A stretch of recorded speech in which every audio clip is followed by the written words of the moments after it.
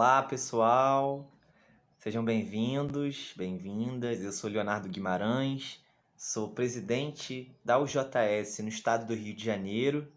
e vou ajudar aqui na mediação de mais uma aula do nosso curso Neoliberalismo e Imperialismo. Esse curso ele é organizado pela Escola Castro Alves, pela UJS e também pela Fundação Maurício Grabois. A gente sabe,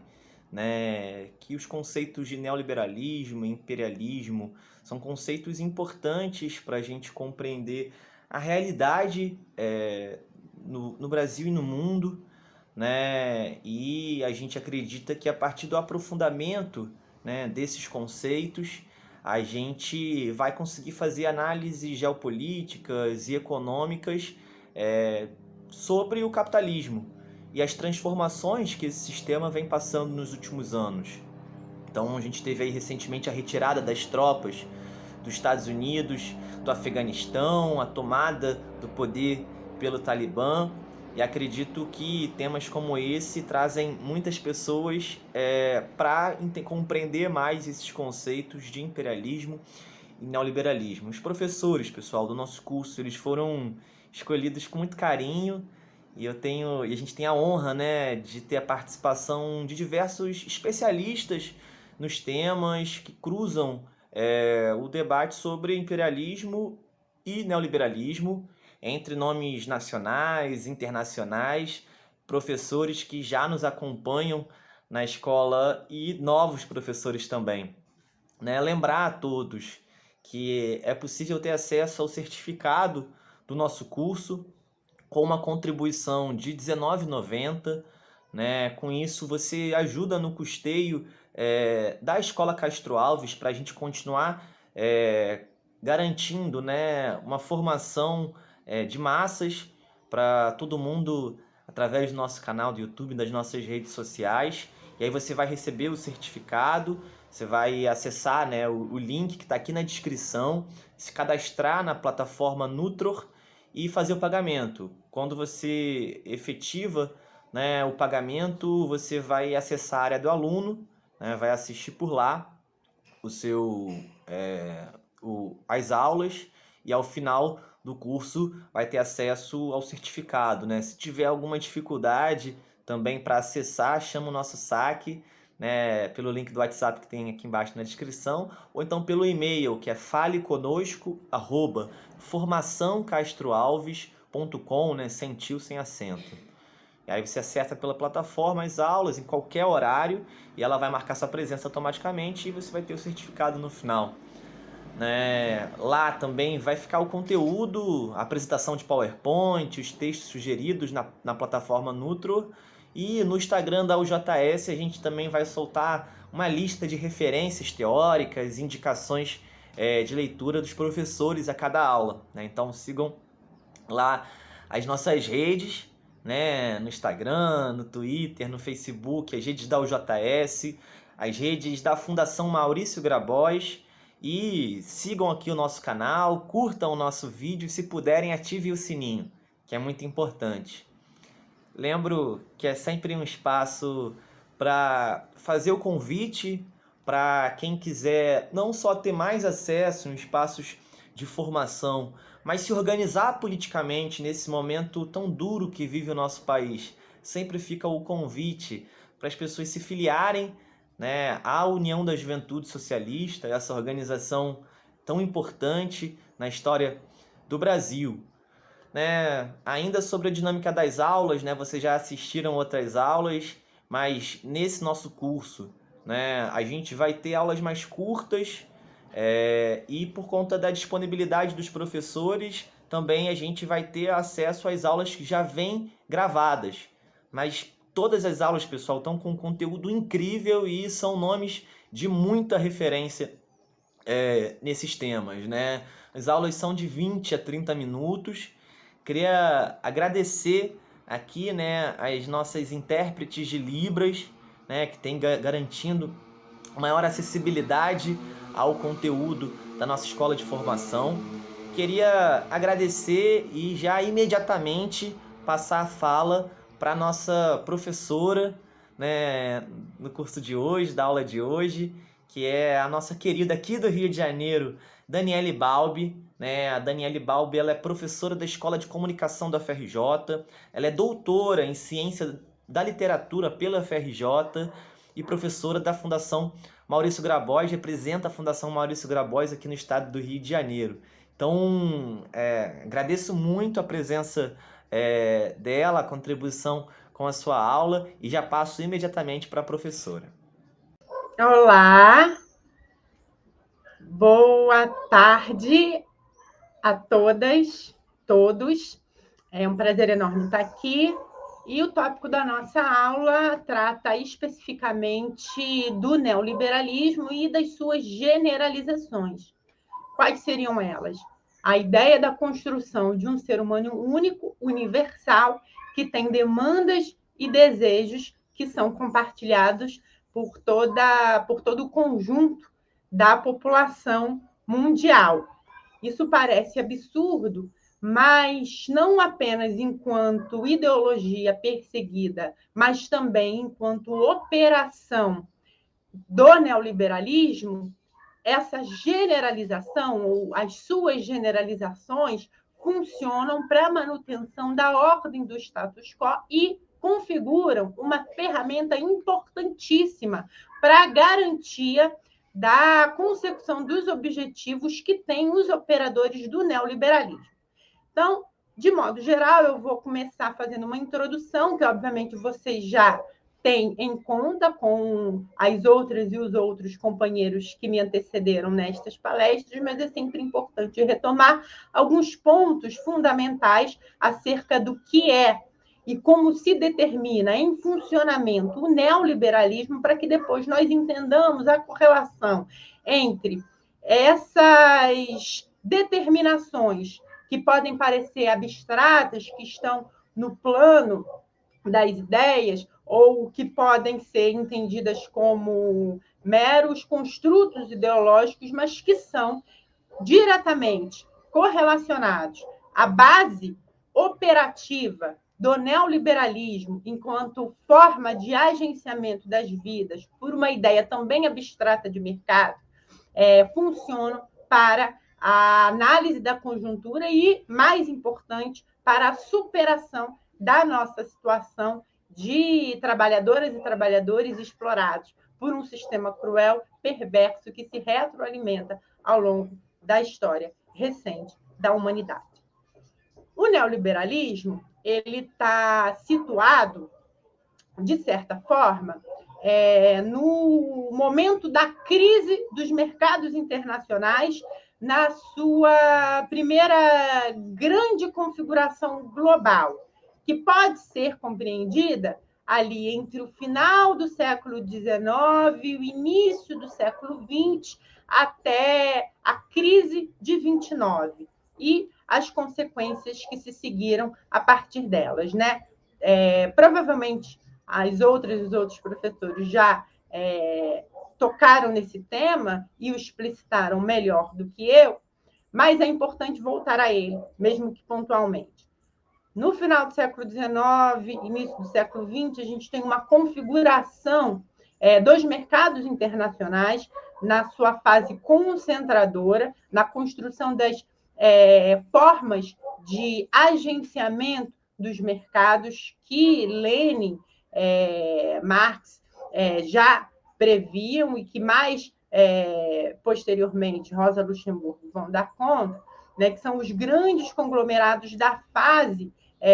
financeirista do capital, né, em que ele tem a tendência a concentrar monopólios de mercado, de riqueza, né, e de, portanto, gerência do próprio processo de pasteurização do capital e, obviamente, de ganho e de retenção das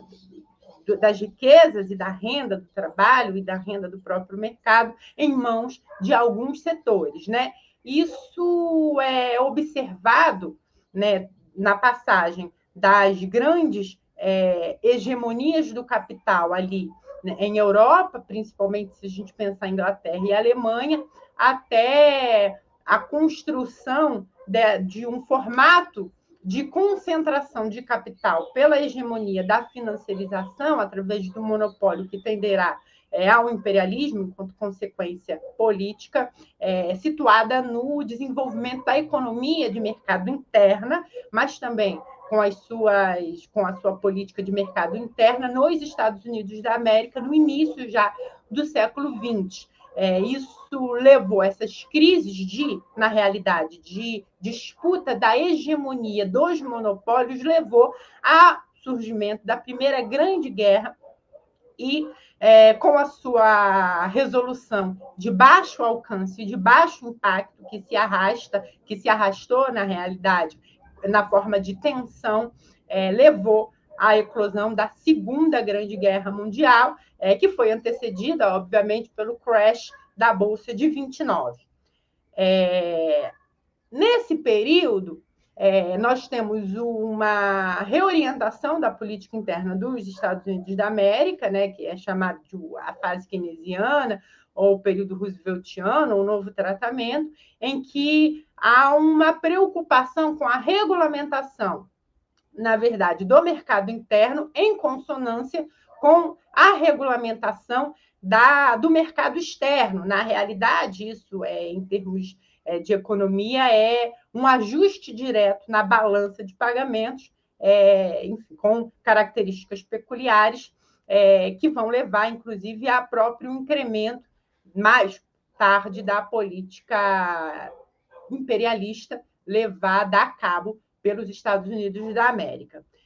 As tensões vão se acumulando, nós sabemos que nós chegamos à Segunda Grande Guerra, e é nesse período que nós temos um acordo, na realidade, de operação do mercado financeiro internacional, chamado padrão Bretton Woods, que, na prática, tem como uma das características principais a adoção de um padrão, na realidade, dólar-ouro, substituindo, de certa maneira, o padrão Libra-ouro, que era o padrão utilizado para o fluxo de mercadorias e de moedas internacionais, para o equilíbrio da balança de pagamentos. Na realidade, era uma forma de lastrear o que saía e o que entrava através de uma riqueza comum, de uma mensuração de valor comum, que seria o ouro. Antes era o padrão Libra-ouro, que na realidade funcionou como padrão Libra, mas com o declínio do próprio desenvolvimento econômico e do poderio do Reino Unido, da Inglaterra, e com a ascensão da competitividade, né, com a ascensão e o desenvolvimento econômico dos Estados Unidos, é substituído aí pelo padrão dólar-ouro, que na prática significou também o funcionamento do padrão dólar e a primeira grande reforma vultuosa que consolida o imperialismo norte-americano como possível. Então, para que isso funcionasse, era preciso que o dólar fosse, na realidade, a moeda internacional, a moeda pela qual todas as operações no mercado financeiro internacional fossem lastreadas. O dólar se torna a base das operações de venda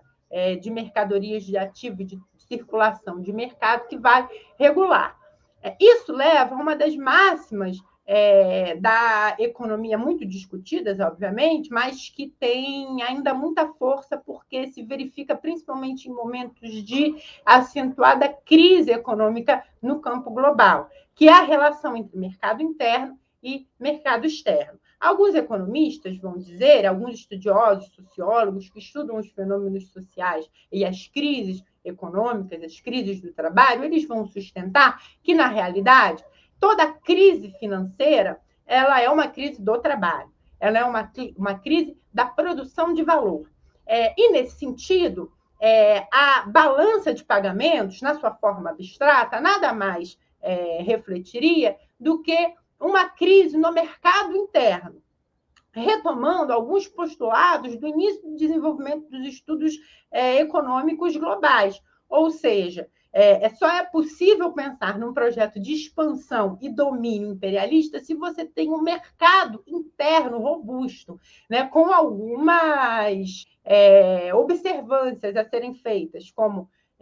pleno emprego, como estoque de moedas, e como esgotamento da absorção interna do seu produto para que faça sentido a exportação e a comercialização do excedente no plano internacional, tendo em vista, obviamente, a debilidade de outros mercados, e aí em termos de acesso aos recursos para transformação e ao próprio desenvolvimento das suas indústrias de transformação, do seu sistema de pagamentos, do seu sistema de financiamento, do sistema bancário e da sua própria malha de comércio. Isso seria, de modo geral, um desenho primeiro das condições para o imperialismo, muito discutidas, é verdade, mas que nunca são completamente abandonadas, porque tem valor de eficiência observado até hoje, como eu disse, sempre quando a gente observa as crises mais de perto e no momento em que elas eclodem. Isso tudo se relaciona muito ao momento Segunda Guerra Mundial, quando nós entramos na fase que é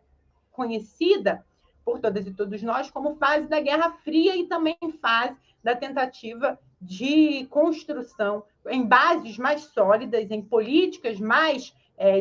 melhor discriminadas, implementadas pelos Estados Unidos, face a outras economias e as outras formações históricas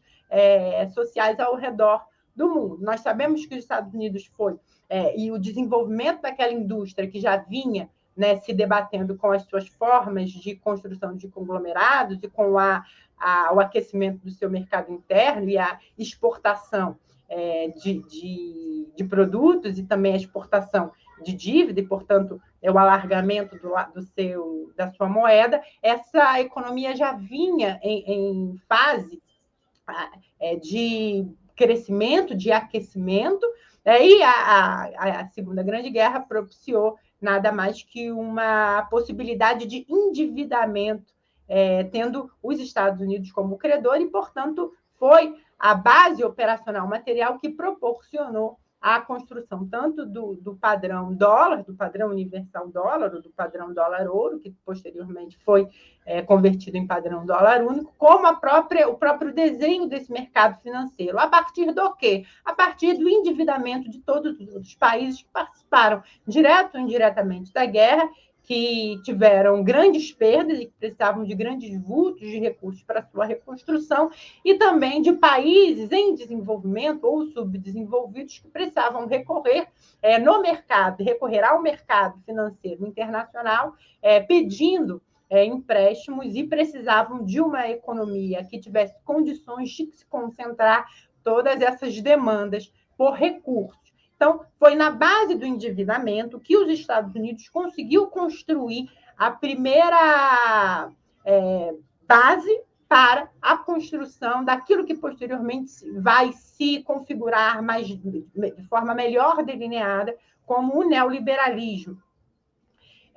A partir daí, ao longo da Guerra Fria, e ao longo dos planos sucessivos de reconstrução, formação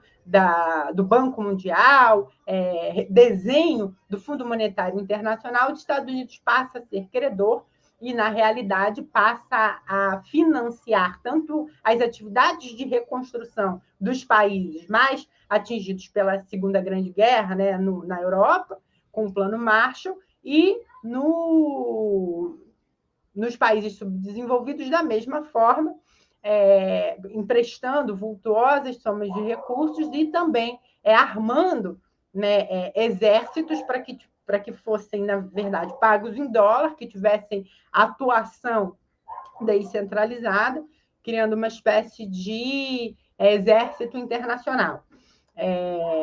Enfim, uma série de políticas vão dando materialidade a essa formação da hegemonia norte-americana, políticas, como eu disse, financeiras, políticas locais, políticas, enfim, interlocução direta com os movimentos que surgiam de contestação ou de endossamento desse próprio predomínio dos Estados Unidos da América. Mas uma coisa que é importante ressaltar é que nesse período, e aí a gente pode situar década de 50, sobretudo, período dourado da propaganda do American Way of Life, nós temos a consolidação de uma ideia de ser humano que tem demandas específicas e que, portanto, precisaria, ou na realidade impulsionaria, o desenvolvimento de determinadas formas de atividade econômicas ou de determinados suprimentos que atenderiam essa demanda e os satisfariam plenamente. Então, a propaganda pelo American Way of Life, na verdade, coloca como central a perseguição de uma forma de ser e de estar no mundo diretamente ligada à demanda por produtos e serviços.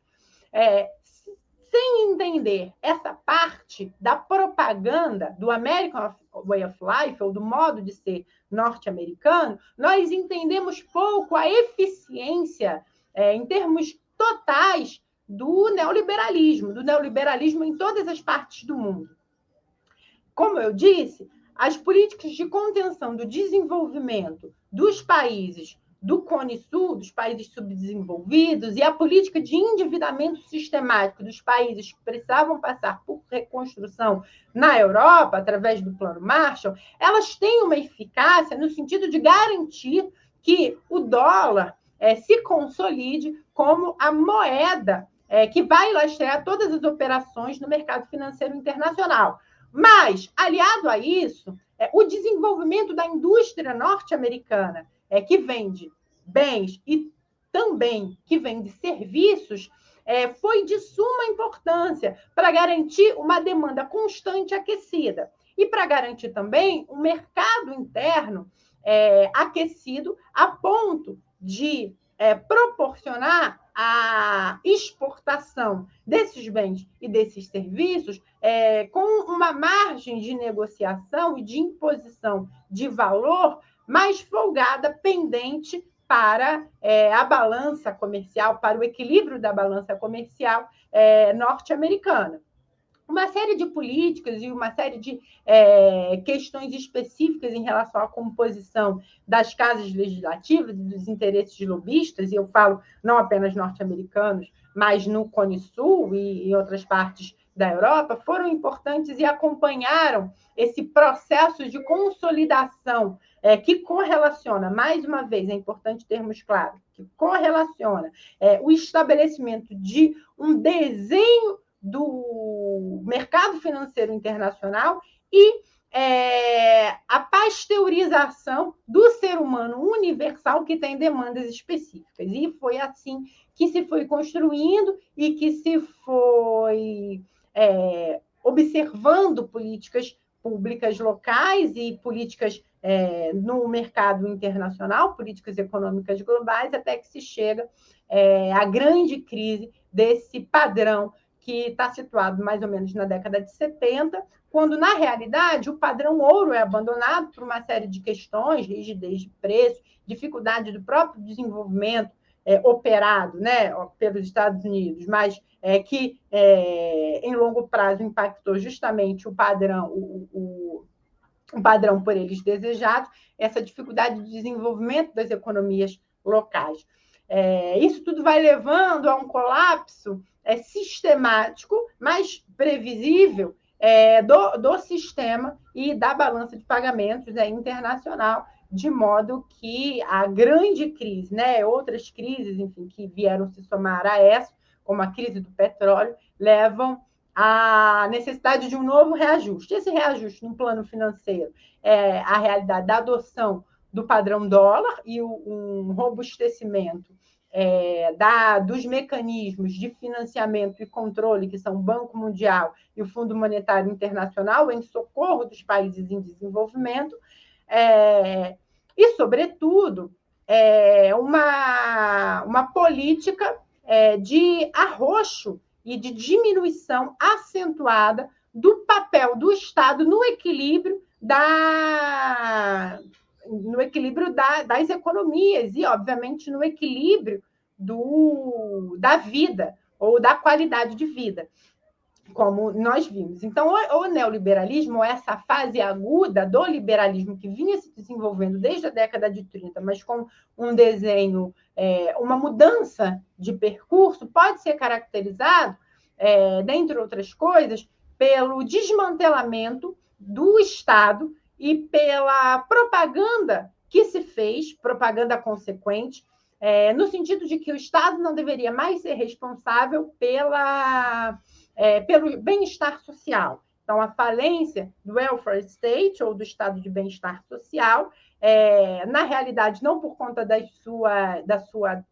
ineficiência, mas por conta da necessidade de diminuir o papel do Estado para aumentar a competitividade das empresas do centro, né, dos grandes conglomerados de capital, do centro do capitalismo,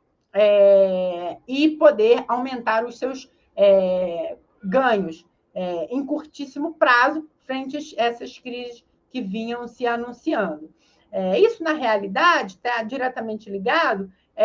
à baixíssima produtividade do trabalho, a questões ligadas ao desenvolvimento tecnológico, ao acúmulo de desenvolvimento tecnológico de determinados locais, e, especificamente nos Estados Unidos, a crise no mundo do trabalho. Então, tanto o presidente Ronald Reagan e, na Inglaterra, a presidente Margaret Thatcher vão ser, na realidade, as figuras centrais, o Reagan um pouquinho posterior, a Margaret Thatcher já no final da década de 70, vão ser as figuras centrais que vão levar a cabo esse plano que tem como objetivo, esse plano e esse aprofundamento, né, do neoliberalismo, que tem como objetivo desproteger a camada mais significativa das suas populações, que é a classe trabalhadora, substituindo a regulação que o Estado poderia fazer e os serviços que o Estado poderia prestar, abrindo campo de respiro para a iniciativa privada, para que ela pudesse drenar os seus recursos acumulados e voltar a investir sem que perdesse valor com esses recursos e esse acúmulo de recursos parados e pudesse gerar a máquina das suas grandes corporações e produzir valor sobre valor. Isso, obviamente, às custas da estabilidade das e dos trabalhadores e às custas, inclusive, da qualidade de vida acumulada a duras penas e fruto de conquistas dos movimentos sociais de trabalhadoras e trabalhadores nesses países. Isso se configura, esse conjunto de elementos pode ser a configuração do neoliberalismo. Mas como é que isso se relaciona mais adiante com a generalização e a ideia da generalização do ser humano único, né, unidimensional? Com a necessidade de abrir espaço para a penetração da oferta de serviços e de bens pela iniciativa privada, onde antes os serviços públicos e onde a política pública os provinha, é importante que você garanta, como já dito, que essas demandas desses seres humanos elas sejam, de certa maneira, compensadas, ou pelo menos iguais, ou minimamente iguais. Né? A gente sabe, né, e alguns estudos dão conta da economia do espólio, como ela foi importante, principalmente na década de 90, nos países subdesenvolvidos, onde ainda existia resquícios de Estado forte, né? E o avanço do neoliberalismo se dá justamente aí. Quer dizer, você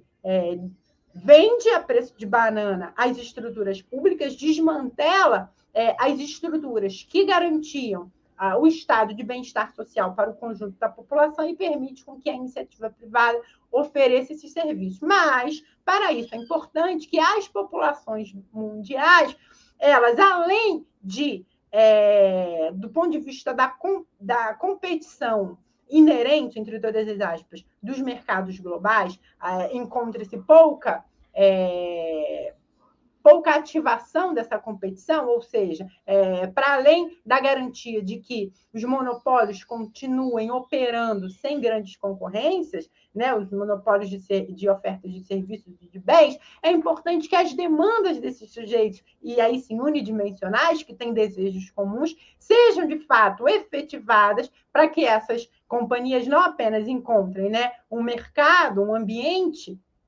favorável e pouco competitivo para a sua penetração, como também encontrem a efetividade da demanda, ou seja, para que possam oferecer sem que haja encalhamento daquilo que elas vendem, daquilo que elas oferecem. É a partir daí que entram as grandes generalizações. Operadas já desde a década de 50 e 60, quando a gente observou uma campanha perdão, vou refazer. Desde a década de 50 e 60, quando a gente observou uma campanha massiva anticomunista, que na realidade era uma campanha para a construção do ser humano com valores absolutamente individualistas e autocentrados, né, tendo como perseguição o ataque às economias e às formações socio-históricas do leste europeu, sobretudo a União Soviética, o que nós observamos ao longo desses anos foi uma orientação para a construção e a conquista, do ponto de vista hegemônico, do ponto de vista das ideias, do sujeito enquanto um indivíduo dono de si mesmo. E o sujeito que é dono de si mesmo, que se preocupa consigo e, no máximo, com a sua rede mais imediata de contatos e de relações, ele se torna o centro das políticas públicas. E ele, na realidade, se torna o sujeito prototípico que o neoliberalismo vai interpelar e que vai endereçar a sua propaganda. E essa disputa hegemônica, enfim, operada por setores da mídia corporativa, e com com vastíssimos instrumentos de propaganda, foi vitorioso. E, a partir daí, se tornou muito difícil sustentar a necessidade da manutenção de estruturas de Estado que operem para o bem-estar do conjunto da população, porque a perda da ideia do ser humano como parte de um conjunto e como, de certa maneira, relacionado, articulado e até dependente de políticas públicas que impactem todo esse conjunto e a sua determinação enquanto classe trabalhadora vão se perdendo, tendo lugar aí a ideia do mais requentado self-made man, ou desse homem unidimensional, desse ser humano integral, que na realidade se preocupa em fazer a si mesmo, que é empreendedor de si mesmo. Né? E aí eu não preciso citar capas de revistas, enfim, programas apelativos que vão construindo esse ser humano e que, na realidade, vão, de certa maneira, aplainando, pasteurizando os desejos e capturando os anseios individuais. Na década de 90, nós observamos o auge em que, pese as crises constantes e cíclicas diretamente ligadas ao aprofundamento e consolidação das políticas neoliberais do Estado neoliberal no mundo, a consolidação observada também desse ideário do ser humano feito por si mesmo, que já não mais se mobiliza, ou que pouco se mobiliza, para o encontro de saídas coletivas, mas que está preocupado com a sua própria situação e que acredita ou que perdeu, na realidade, a capacidade de articular a sua vida, as suas demandas e a sua situação histórica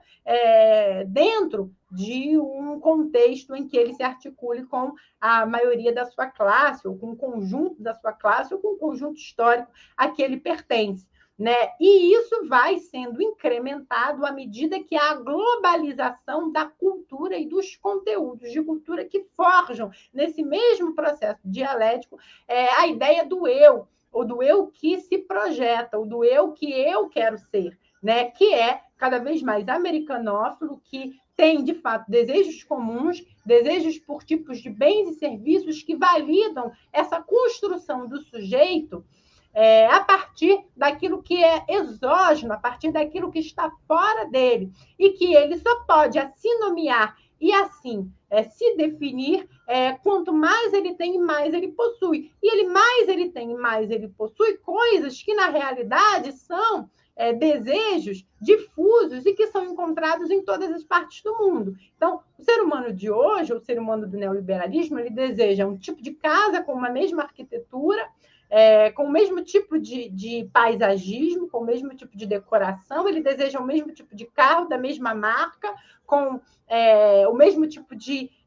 especificações, ele deseja o mesmo tipo de roupas, ele deseja o mesmo tipo de grife e o mesmo estilo de vida. E esse ser humano, então, na realidade, quanto mais ele se sujeita por aquilo que está fora dele, e aquilo que está fora dele é demanda, é produto, e a partir daquilo ele vai construindo a si a ideia que ele tem de si mesmo, mais ele responde a essa dupla necessidade da inteira desarticulação da sua consciência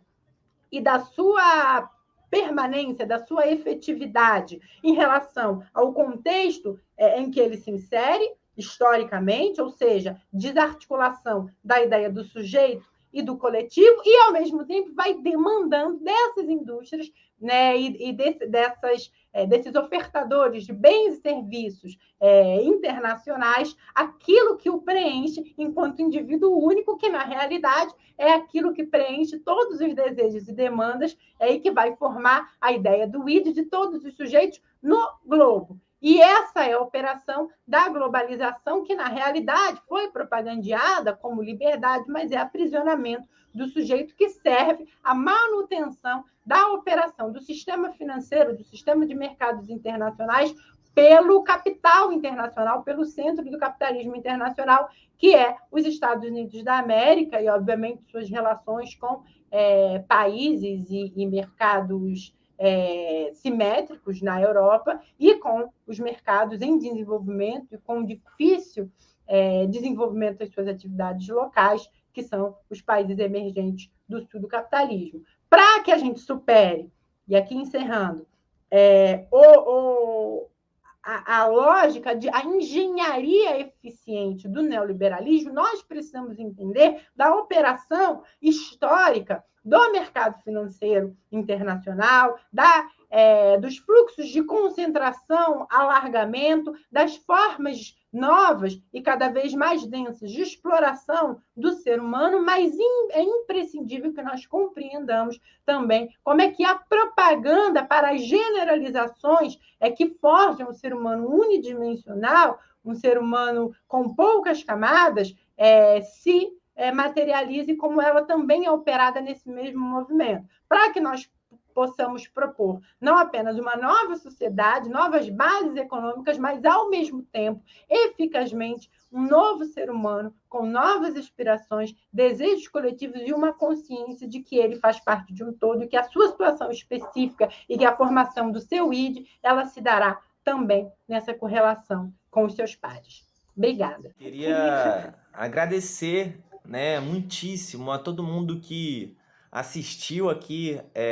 mais essa aula, né, do nosso curso da Escola